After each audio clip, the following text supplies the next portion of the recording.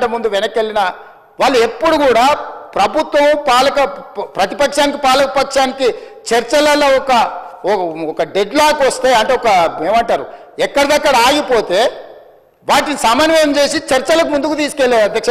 వాళ్ళు ఎప్పుడు కూడా ఈ సభ చర్చలు జరుగుతాయనే ప్రజల సమస్యల మీద చర్చ జరుగుతాయనే పరిష్కారం చూపిస్తారని నమ్మే కమ్యూనిస్టులు దాదాపుగా ఉమ్మడి రాష్ట్రంలో అటు తెలుగుదేశం ఉన్నా ఇటు కాంగ్రెస్ ఉన్నా లేకపోతే కాంగ్రెస్ అధికారంలో ఉండి తెలుగుదేశం ప్రతిపక్షంలో ఉన్న ప్రతిస్తంభన వచ్చినప్పుడు కమ్యూనిస్టులు కీలకమైన బాధ్యత తీసుకొని ఎంఐఎం కీలకమైన బాధ్యత తీసుకొని సభను నడిపించడానికి సాంప్రదాయాలను కొనసాగించడానికి ఒక సమన్వయం చేసేది అధ్యక్ష.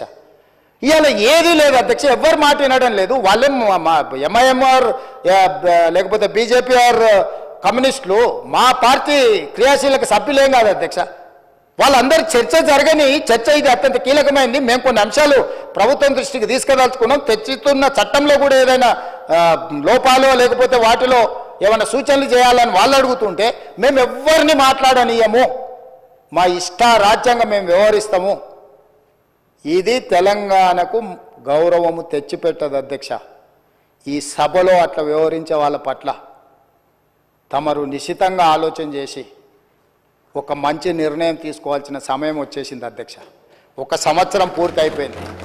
ఇంకా మనం చిల్లర మల్లర వేషాలు వేసుకుంటా 10 సంవత్సరాలలో 100 సంవత్సరాలకు కావాల్సినంత దోసుకొని విధ్వంసం చేసి చర్చనే జరగొద్దు, చట్టమే మారొద్దు, చట్టం మా ఇష్ట ప్రకారమే నడవాలి, మీ ఇష్ట ప్రకారం వద్దు అని 23 డిసెంబర్లో అధికారం కోల్పోయారు, 24 మే జూన్లో డిపాజిట్లు కోల్పోయారు, 24 డిసెంబర్లో మీరు మెదడు కూడా కోల్పోయినట్టుగా అనిపిస్తుంది అధ్యక్ష నాకు. కాబట్టి ఇట్లాంటి వ్యవహారాలను తమరు కొంచెం గట్టిగా అప్పుడప్పుడు మీరు కూడా కొంచెం కొరడా జల్పించాల్సిన పరిస్థితులు వచ్చినట్టు నాకు అనిపిస్తుంది అధ్యక్ష. తమరు ఏ ఆదేశం ఇచ్చినా మేము పాటిస్తాం. ప్రభుత్వం వైపు నుంచి ఫార్ములా ఈ రేస్ మీద మీరు అనుమతిస్తే పూర్తి స్థాయి వివరాలను తీసుకొచ్చి కూర్చొని సభ ద్వారా తెలంగాణ సమాజానికి వివరించడానికి నాకు ఎలాంటి అభ్యంతరం లేదు. వారు ప్రదర్శిస్తున్న ఫోటో నాదే, ఆ పక్కల వాళ్ళు చూపించిన ఆయన FEO ప్రతినిధే. ఆ ప్రతినిధి వచ్చి నాకు చెప్పిన తర్వాతనే ఈ బండారం బయటపడ్డది.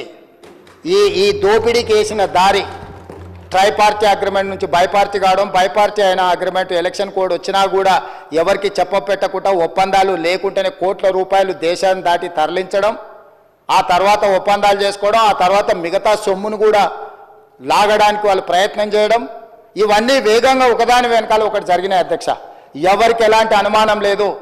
FEO ప్రతినిధులు నన్ను కలిసి వాళ్ళ భాగవతం చెప్పినాకనే నేను దాన్ని కనిపెట్టి అధికారుల నుంచి సమాచారం సేకరించి విచారణకు ఆదేశించిన విచారణలో ఏ విధంగా ముందుకు వెళ్లాలనో కూడా మేము అందరితో చర్చించి న్యాయ నిపుణులతో చర్చించి ఒక నిర్ణయం తీసుకున్నాం. ఆ నిర్ణయం మేరకే గవర్నర్ గారికి లేఖ రాసినాం. గవర్నర్ గారు కూడా న్యాయ నిపుణులను సంప్రదించిన తర్వాతే విచారణకు అనుమతి ఇచ్చిండ్రు. ఈ ప్రాసెస్ మొత్తము ఇన్ని సంస్థలు ఇన్ని వ్యవస్థలు ప్రాసెస్ చేసిన దాన్ని ఇప్పటికిప్పుడు అన్ని బిజినెస్లను సభలో సస్పెండ్ చేసి చర్చకు తీసుకోవాలని వాళ్ళు మొండిపట్టు పట్టడం, మంకుపట్టు పట్టడం నేను అర్థం చేసుకుంటా హరీష్ రావు గారిని. ఎందుకంటే హరీష్ రావు గారు ఇక్కడ అల్లరి చేసి చొక్కాలు తెచ్చుకోకపోతే ఇంటికి పోతే కొరడా దెబ్బలు ఉంటాయి అధ్యక్ష, కోదండ ఉంటుంది అధ్యక్ష. నాకు తెలుసు ఏం చేస్తున్నావు నువ్వు అని ఆయన అడుగుతాడు. ఆయన ఇట్లాంటివి జరిగినప్పుడు కొడుకు విషయంలో ఏది చేసినా కూడా కాపాడాలన్న ఆలోచనతో హరీష్ రావు గారిని కొరడాతో కొడతాడు అధ్యక్ష. కొన్నిసార్లు ప్రజల కోసం కొన్ని కొరడా దెబ్బలు తినాల్సి వస్తుంది. నువ్వు మరీ శీలాన్ని నిరూపించుకోవడానికి, లేకపోతే నేను బాగా వీరోచితంగా కొట్లాడినని, లేకపోతే నిన్న నువ్వు అడిగితేనే ఔటర్ రింగ్ రోడ్లో మేము వేసిన విచారణకు కావాలని నువ్వు తారక రామారావు గారిని ఇరికిచ్చినావు అని మీ కుటుంబంలో పంచాయతీ ఉండొచ్చు అధ్యక్ష. సహజంగా కుటుంబం అన్న తర్వాత చిన్న చిన్న సమస్యలు ఉంటాయి అధ్యక్ష, మీకు తెలియదా? ఇప్పుడు నువ్వు ఉద్దేశం ఏముందో నాకు తెలియదు. డిమాండ్ చేసింది హరీష్ రావు గారే, వారు డిమాండ్ చేసిండు కాబట్టి అనుమతి ఇచ్చారు. ఈరోజు మహేశ్వర్ రెడ్డి గారు డిమాండ్ చేసిండు, శ్రీనివాసరెడ్డి గారు దాన్ని అనుమతి ఇచ్చిండు.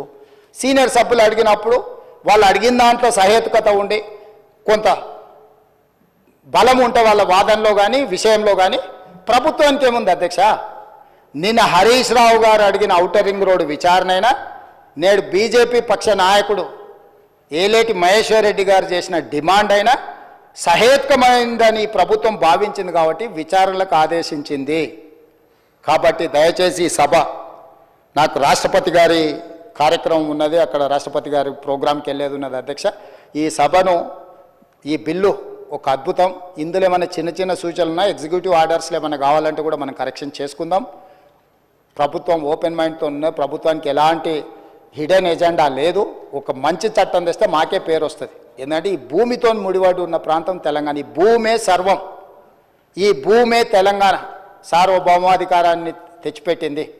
ఈ భూమి కోసం అసూలు బాసిన వాళ్ళు ఉన్నారు, వాళ్ళందరికీ కూడా న్యాయం చేయాలనే సాదా బైనామాలు కావచ్చు, రెవెన్యూ రికార్డు కావచ్చు, లేకపోతే పోడు భూముల పట్టాలు కావచ్చు, లేకపోతే అసైన్మెంట్ పట్టాలు కావచ్చు, ఏదైనా భూమి రిలేటెడ్ ఇష్యూ. భూమి అంటే భూభారతి అని అంటే అది ఇందిరమ్మ కాంగ్రెస్ పార్టీ. ఎందుకంటే అసైన్మెంట్ భూములు ఇచ్చింది కానీ, పోడు భూముల పట్టాలు ఇచ్చింది కానీ, పేదలకు ఇండ్ల పట్టాలు ఇచ్చింది కానీ, ప్రతి వాడికి భూ పంపకాలు చేయడం ద్వారానే కాంగ్రెస్ పార్టీ ప్రజలలో ఈ రోజుకు 140 సంవత్సరాల నుంచి ఉన్న పార్టీ. ఇంకా ప్రజలల్లో ప్రేమ అభిమానం ఉంది, ఇందిరమ్మ పేరు తలుచుకుంటున్నారు అని అంటే ఈ భూమి యొక్క హక్కులను పేదవాళ్ళ కోసం కాపాడడం వల్లనే.